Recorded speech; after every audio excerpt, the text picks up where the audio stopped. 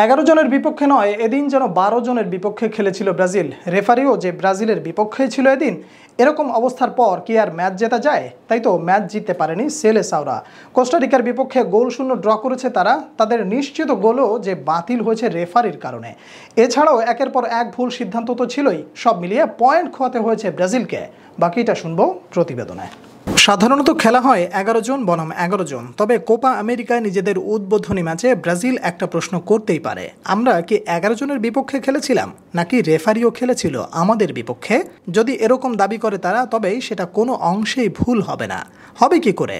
যেই পরিমাণ সিদ্ধান্ত তাদের বিপক্ষে গিয়েছে তাতে এই দাবি করাই তো স্বাভাবিক।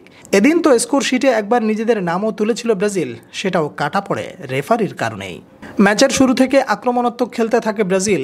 এতটাই অসাধারণ ছিল যে 80%-এর ওপরে বল দখল ছিল ব্রাজিলের। শেষ পর্যন্ত 76 ভাগ বল দখল ছিল তাদের।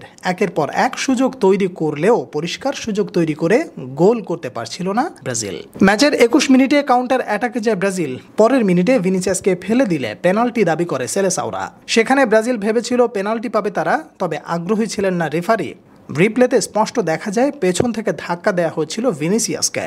তবে সেখানে কেন পেনাল্টি দিলেন না সেটা তিনিই ভালো বলতে পারবেন।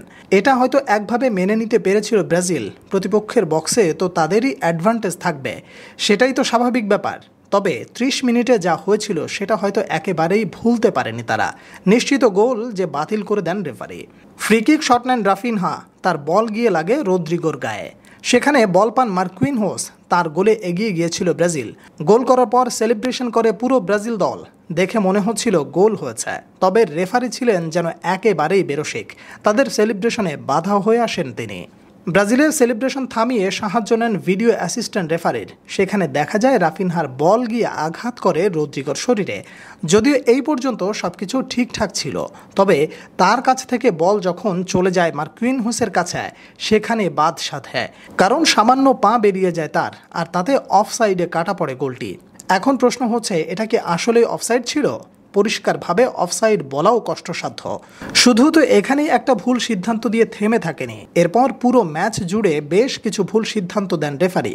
তার এসব ভুল সিদ্ধান্তই মূলত কাল হয়ে দাঁড়ায় ব্রাজিলের জন্য। শেষ পর্যন্ত এসব সিদ্ধান্ত হয়ে দাঁড়ায় পার্থক্য। কোনো দল স্কোর শিটে নিজেদের নাম তুলতে না পারলে গোলশূন্য ব্যবধানে শেষ হয় খেলা। তাতে উদ্বোধনী ম্যাচে কোস্টারিকার সাথে পয়েন্ট ভাগাভাগি করে মাঠ ছাড়ে ব্রাজিল। গ্রুপ পর্বে নিজেদের পরের ম্যাচে 29 জুন ব্রাজিল মাঠে নামবে প্যারাগুয়ের বিপক্ষে। আমরা কি 11 জনের বিপক্ষে খেলেছিলাম নাকি রেফারিও খেলেছিল আমাদের বিপক্ষে? এদিন তো স্কোর শিটে একবার নিজেদের নামও তুলেছিল ব্রাজিল, সেটাও কাটা পড়ে রেফারির কারণেই।